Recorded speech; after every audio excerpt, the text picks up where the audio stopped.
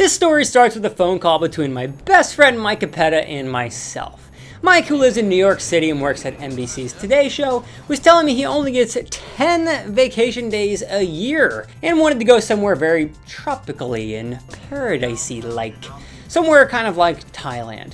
And he wanted to do this so he could relieve some of the never-ending anxious energy of the Big Apple. Of which I can totally relate because I lived there for 3 years, and let me tell you, this city's got a really good way of just grinding you down. It really does. So I've got a better idea.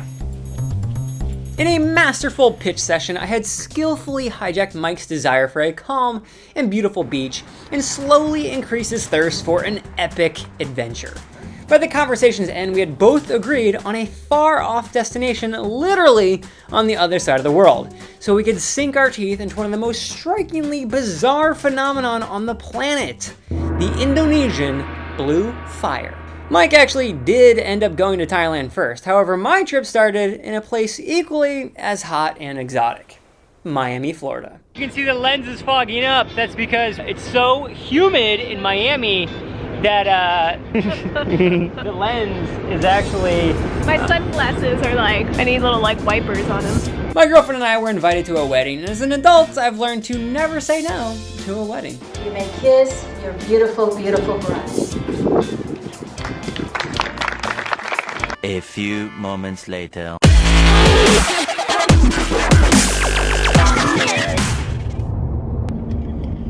Airport bound. Just getting on our way, 11:05. It's the search for Advil. I know. Have a safe trip, baby. Fun volcano journey, excursion, yay. After some much needed coffee, my girlfriend flew back to LA and I was off to Chicago.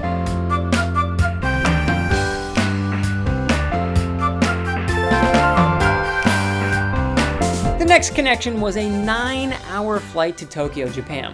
And since it was 2 p.m. Central Standard Time when I left, I didn't sleep even a second on this flight. Although, I did find ways to entertain myself. Alright team, so I put the whole thing on there, and I'm gonna go ahead and give this a shot.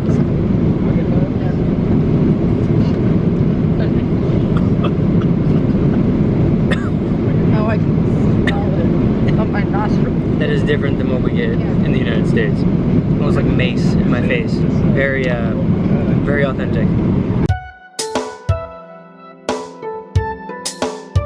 9 hours later, I finally landed in Tokyo, and I was loopy to say the least. I feel like I'm still on like a boat, like a ship, like I'm rocking back and forth. I have 2 hours here, and then it's off to Jakarta.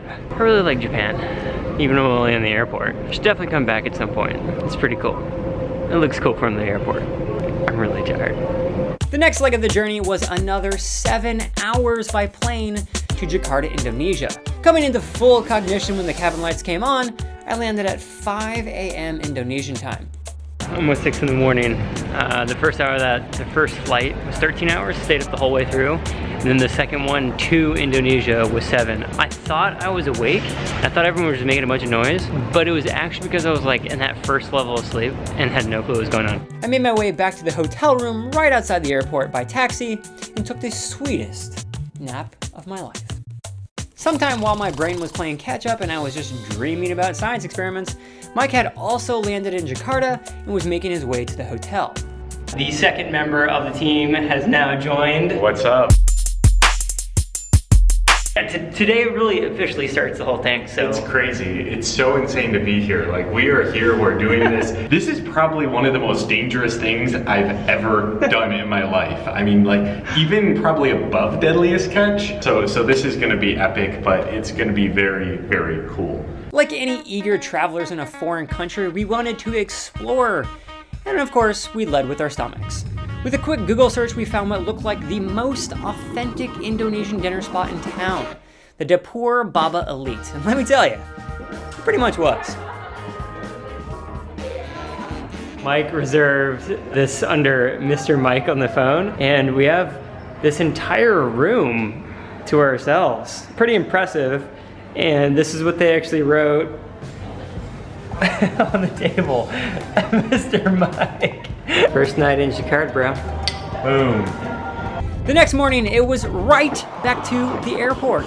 But at this point, we were headed off to someplace different. We were headed to a place that fills up your Instagram feed with countless infinity pools, sunsets bound to never-ending jungle, and yoga. Lots of yoga.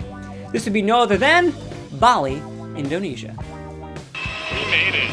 It's been a long journey, but we're not there yet. We're almost there. No bus. We're at least to Bali, so we're getting closer. I can smell Egen. It smells like sulfur. With another very quick turnaround, the next morning we were up and we were ready to depart again.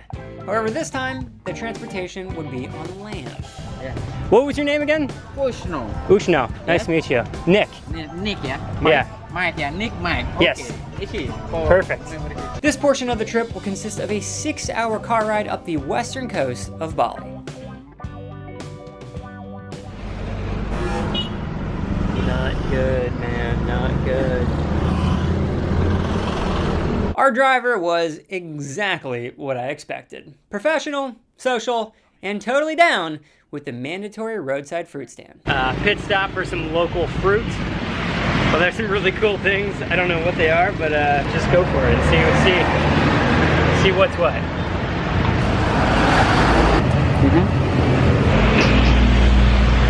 Tastes like an apple. I've never had that in my life. It looks like garlic. It tastes like a strawberry and an apple combined, but it looks like a piece of garlic with snake skin. It's so great. I'm a huge fan.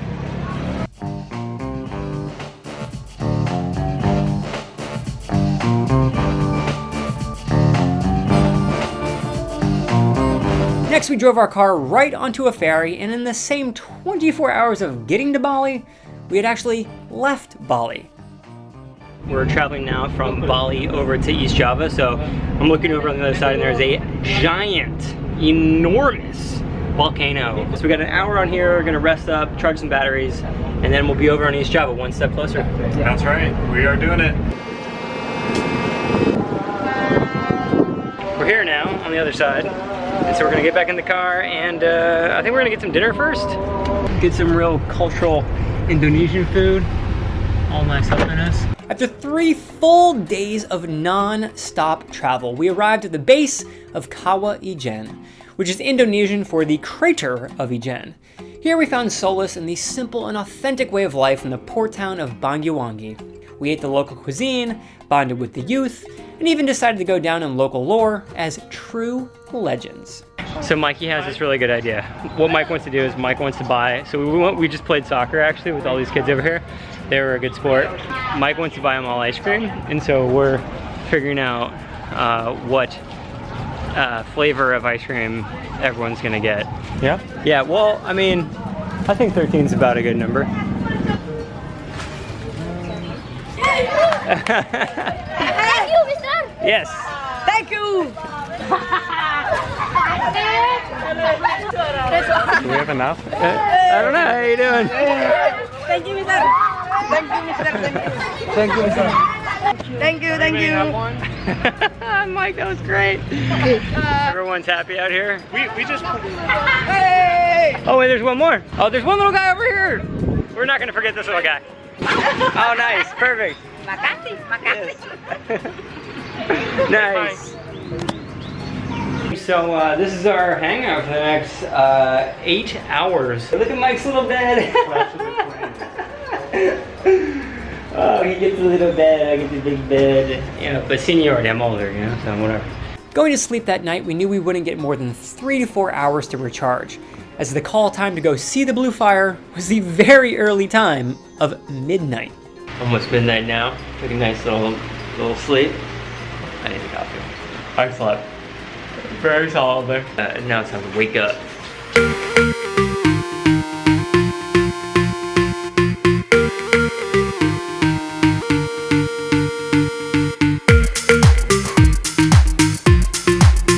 Alright, nice little midnight ride to the volcano, Mikey. Yeah, we're on our way. This is happening. Like the best little hostel, like Airbnb I've ever stayed at. Nicest people ever. Honestly, for $7, that was incredible. Yeah.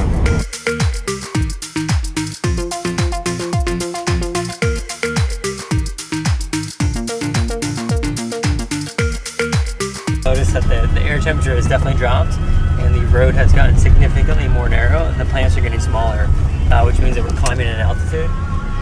I mean, the road's about the same size as 2 bike paths smashed together.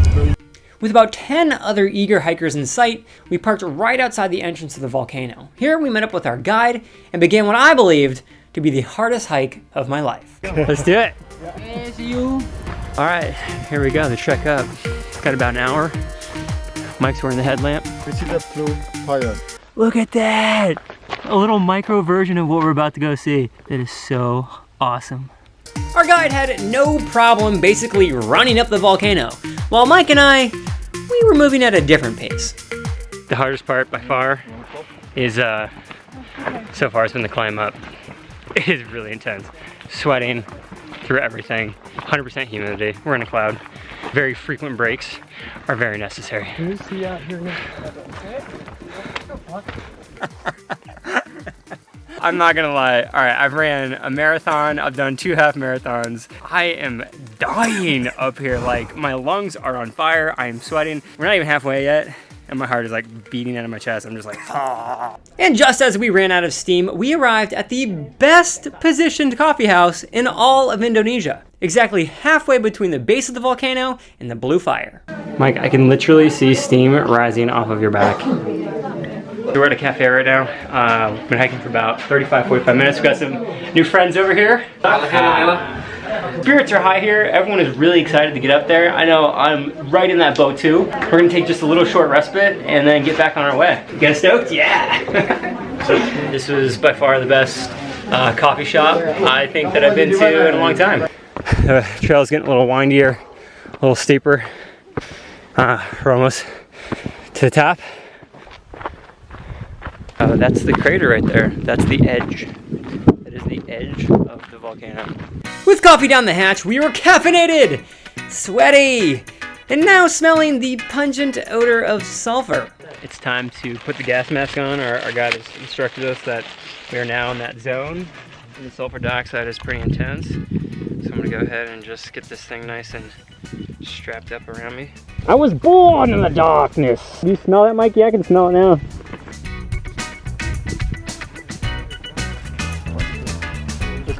Look at how pure that sulfur is. Wow. Mancing-mancing, Win.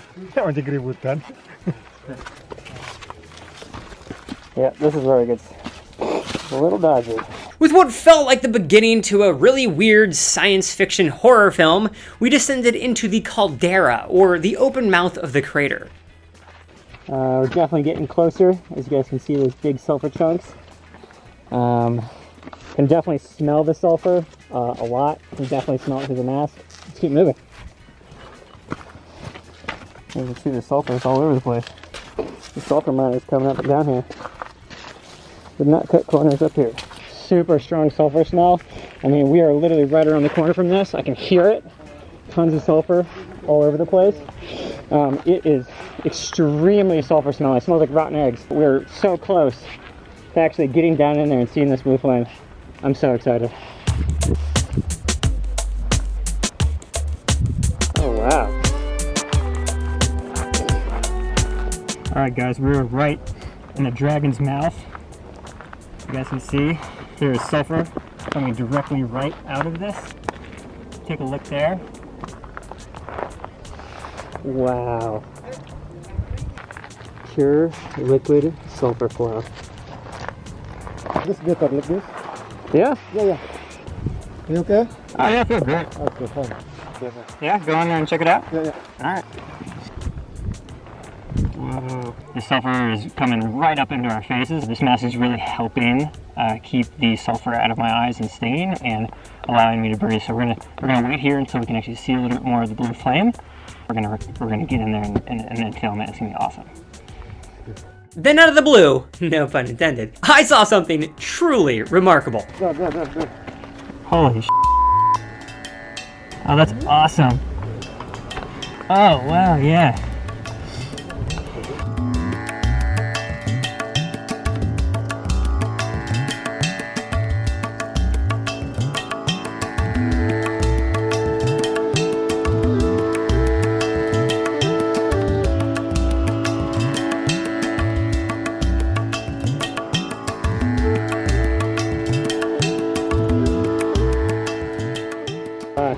Right behind me is the blue flame, as you can see it right there.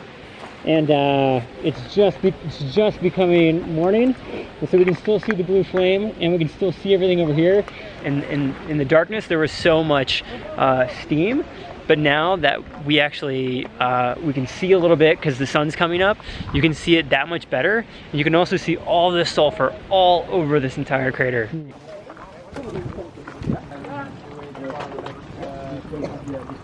All right, guys. So it's almost morning now, and stepping away from the blue flames here. What a journey, what a trek. All the way from Los Angeles, California, all the way from New York City. This insane 3-day trek all the way here. Yeah. So incredible, never seen anything like it. It's like the Northern Lights times 20. Times 20. So much sulfur in this area. You can smell it, it's in your lungs, it's in your eyes, it's burning your face. Total success, Mike. 10 out of 10, this was amazing. What an amazing, cool trip. I mean, look at this, you have all these colors here, you have all of this sulfur here. I mean, this is unlike anything I've seen in my life. I feel like we're not even on Earth.